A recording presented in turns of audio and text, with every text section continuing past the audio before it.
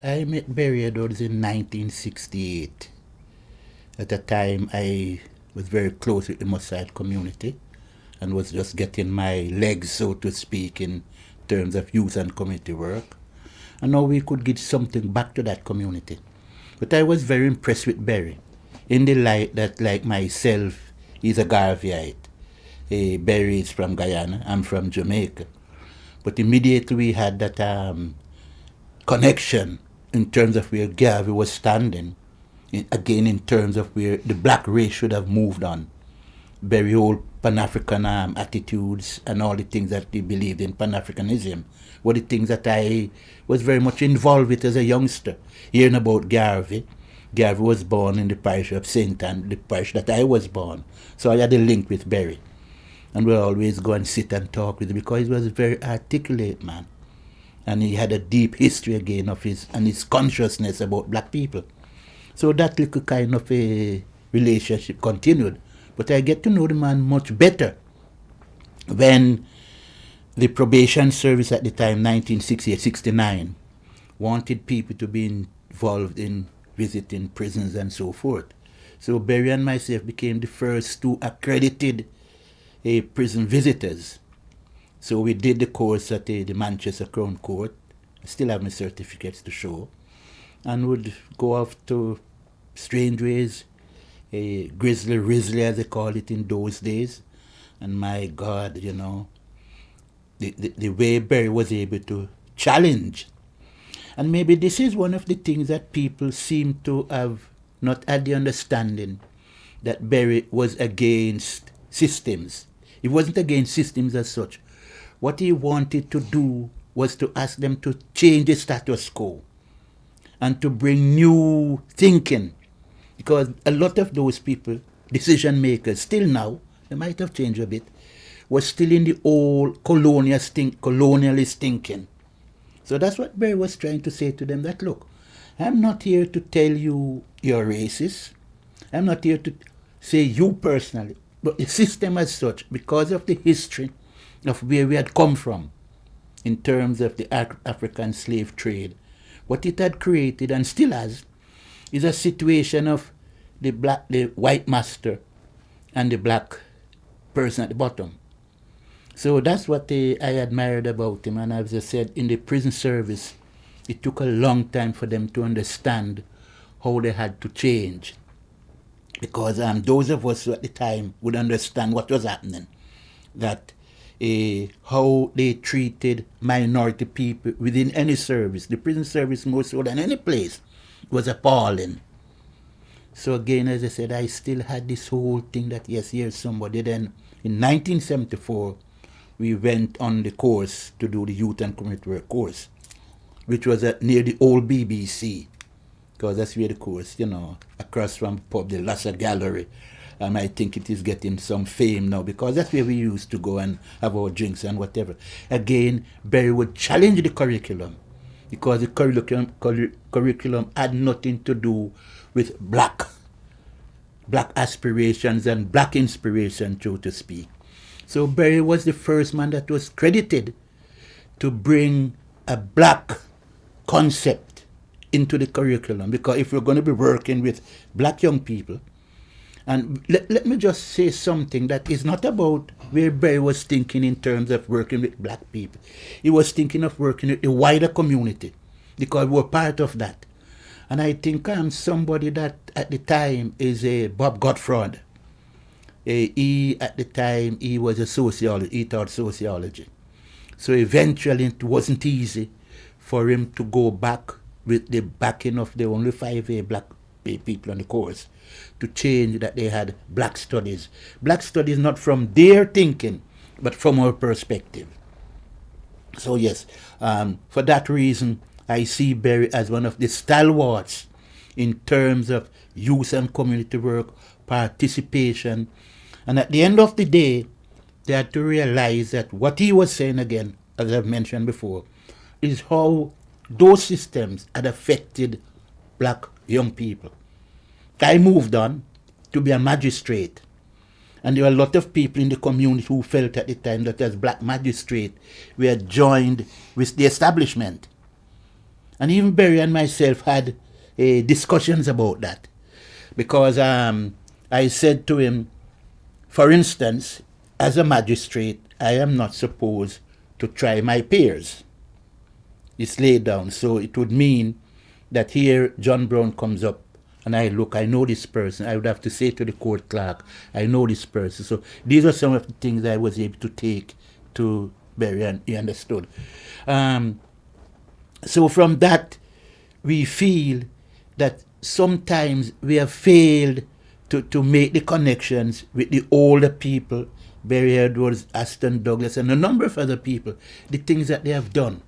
Because we have new people who come on board, and I'm not against that old concept again about new people, but they should understand where they're coming from, where they want to go. Barry wasn't like that. Barry understood where he was coming from, where he was and where he was at, and where we wanted to go.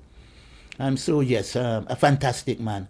I have written a book, A Bittersweet Journey, and in it I've talked about Barry, the legacy that he has left for the wider community. He has neglected his family, for a start, because I know for a fact, a number of times I would be here, Barry would ring, Stennett, what are you doing, man? I would say, well, I'm in my bed. He said, man, come and follow me, man. I want to go something. And it was always going down to that police station down in Jackson's Row, where a number of our youngsters, but the sight of Barry helped to change the concept. Like the city council, there are people who felt that they didn't like Barry at the town hall. They loved Barry in terms of his politics. And it was his politics that they were afraid of. Because his politics was a politics of saying to them, look, this is how you need to change. They talk about institutional racism. Barry was the first man to have said that society is institutionally racist. Where they felt at the time that it was a challenge. Then we had the police officer, what was his name? Wilmot. He came, you remembered? And he said, the police force is institutionally racist.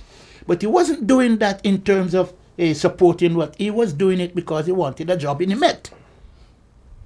To challenge them. Then Stephen Lawrence came, then the McPherson report came, and all these reports, and some people thinking, Barry was ahead of his time. So yes, I see the man, again I've said, a gentleman and an officer in terms of challenging and putting black people and the importance of our history. As I've said, he talked about Garvey, a race without any understanding of where they're coming from. It's like a tree without roots. So again, when we look at Black History Month, Barry was in the forefront of having Black History Month way back. Some Saturday schools, Barry was instrumental in coming on with Saturday schools. Now they're taking it on and, using different things. Supplementary education. Barry was there long before they were. So yes, as I've said, and his passing has left a legacy. And that has not been filled yet, because a lot of us who have been with Barry have not really taken the mantle and run with it as we should. Because maybe we find ourselves in like a comfort zone when we're afraid of thinking, well, yeah, Barry was Barry. What we should have done, we should have built on what he started with. As a result of what Barry and others, Ron Phillips, for all the, all our shortcomings, what they have been able to put into the system, we have seen where they have watered down discrimination, anti-immigration, and all sorts. Not to our benefit, but to their benefit. So they have opened the doors for a lot of people. What I'm saying, we want to see more black teachers. We want to see more black police officers. We want to see more black managers, bank managers. We want to see more magistrates, black magistrates, or whatever. But they have got to understand, as I've said earlier on, where they're coming from, where we want to go as a race. But sadly, we have moved away from that because they have put us into, as I've said, into a little type of comfort zone. So where the problems of 20 or 30 years, and they've come back. We have seen what has happened in London recently with the killing of Dugan. You know, right in our streets in Manchester, youngsters have been beaten up, and the system take very scant notice of it. A man has been murdered. He has been gone to several courts and several judicial reports, and it's unlawful killing. This man had a gun, but was it pointed out ever?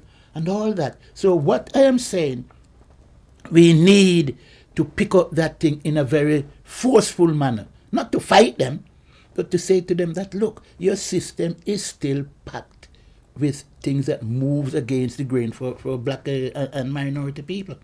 That's how I see it, you know. Well, some of those incidents, and as I say, when I became a magistrate, then was able to understand. For example, you would see two black youngsters on the street corner in those days talking, and you know what we like? We like to talk with our hands because we're people like that. And the police would be thinking, you know, so what would happen? They would challenge, and some black youngsters at the time had the gall to fight back. What would happen? Reinforcement would come, and maybe you get a situation of maybe 5 police officers manangling 1 or 2 black youngsters at the time, and it's very relevant. Football. We have this chap, Bill Shankly, in Liverpool, and another idiot over in Leeds, I can't remember his name, was saying black youngsters don't have the gall or the buckle to play football. And yet football is a contact sport. But they don't have the buckle to play football. But yet police officer at the time would come in court and said, well, he was so strong and he got out of control, I had to call reinforcement. You see the point I'm making? So all those things are relevant. And today, where so many youngsters, maybe at your generation, much older than I am, who had the skills to be very good footballers, wasn't really looked at seriously. All we had was West Ham, and everybody would have rolled out West Ham in terms of Clyde Best. Presently, any football team in Europe or in the world that doesn't have a black player or black players, they're going nowhere. So those were the vision that Berry and the likes of Ron Phillips, Gus John and all these was trying to bring to them. Bring on board the youngsters who have the talent and the ability and melt them into the present status quo. That wasn't happening. I remember there was a youngster who, a talented pianist, played the organist, Mr. Lindsay's son. He had his business on Princess Road, 111 Princess Road. Mr. Lindsay had a business there, and he had a son, a brilliant organist, talented musician. And he was pulled in that they found drugs on him.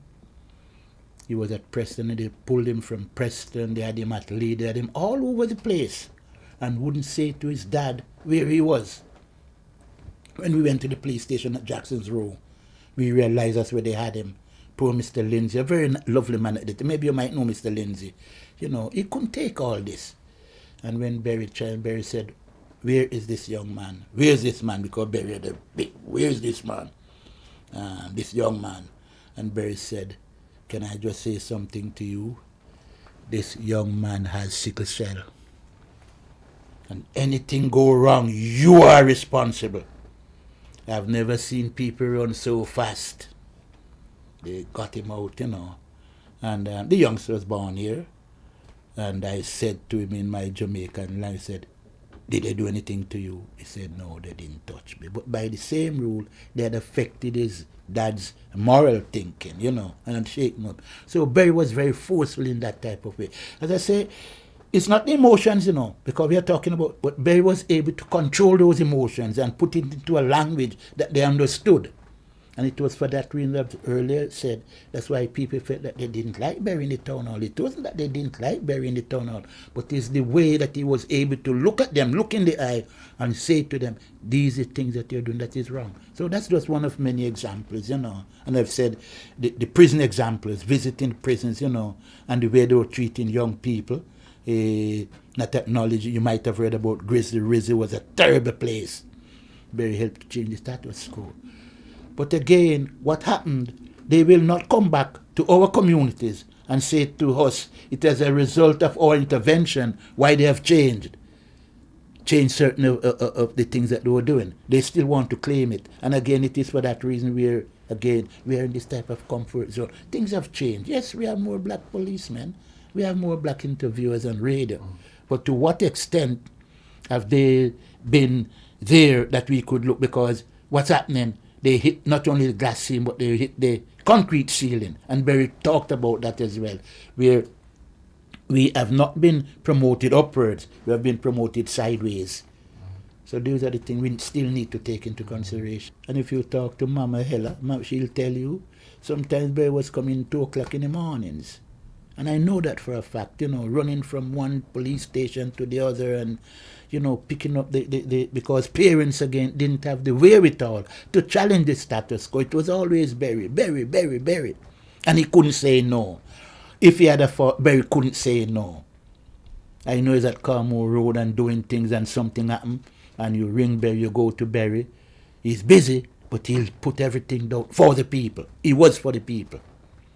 Right, so whatever people might say, I will continue to, and I hope you make sure you put this, Barry was for the people. He was a people's man. That was one of the things when Barry took on board the union of the print workers union, took them to court in the history. And I hope if we might be able to look at the archives, because certain things up, whether they would use this as a case in point of where an Afro-Caribbean man, a Pan-Africanist, took the print workers union to court and beat them in court. It wasn't easy. So that needs to be recorded. And we have seen where the Thatcher government have destroyed the strength of the union. That was before Barry, but again, it was to show how Barry was not, as I've said, he was a man for the people. Black people, white people. But of course, he knew about us as a people and our history. So that's why he continued to make the emphasis about us in terms of how we move forward. But yes, I'm glad you have brought that in, that they fight in the union. That was a classic. I've seen Mossad being broken down, being rebuilt, and all. Again, Barry challenged the city council in terms of when they came in, hook, line, and sinker with the bulldozers, push people's houses down, and Barry said, I ain't moving until you compensate me for what I am entitled to in terms of my property.